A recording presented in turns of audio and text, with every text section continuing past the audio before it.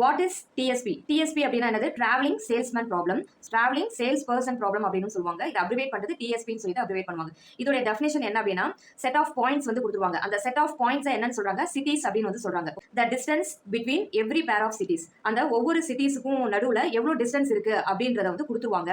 இப்போ நம்மளுடைய ப்ராப்ளம் என்ன அப்படின்னா, the problem is to find the shortest route பண்ணணும். அதே மாதிரி எவ்ரி சிட்டியையும் நம்ம வந்து என்ன பண்ணணும்? எக்ஸாக்ட்லி ஒன்ஸ் வந்து நம்ம விசிட் பண்ணிட்டு திருப்பி என்ன பண்ணணும்? we have to return to the starting point. எங்க நம்ம ஸ்டார்ட் ஆகுறோமோ அங்கே வந்து எண்ட் ஆகணும். சோ இதுதான் வந்து என்னன்னு சொல்றாங்கன்னா டிராவலிங் சேல்ஸ்மேன் ப்ராப்ளம். எக்ஸாம்பிள் வந்து இங்க கொடுத்துருக்காங்க பாருங்க. வெர்டிசஸ் அதை வந்து கனெக்ட் பண்ற எட்ஜஸ் இருக்கு. அந்த எட்ஜஸ்க்கு மேல என்ன கொடுத்துருக்காங்க? டிஸ்டன்ஸ் வந்து கொடுத்துருக்காங்க. இந்த ABCD அப்படிங்கிறது தான் வந்து set of points or cities அப்படின்னு சொல்லுவோம். இப்போ நான் ஏல ஸ்டார்ட் பண்றேன் அப்படின்னா எல்லா வெர்டிசஸையும் நான் ஒரு டைம் விசிட் பண்ணிட்டு திருப்பி ஏகே வந்து நான் ரிட்டர்ன் ஆகும்.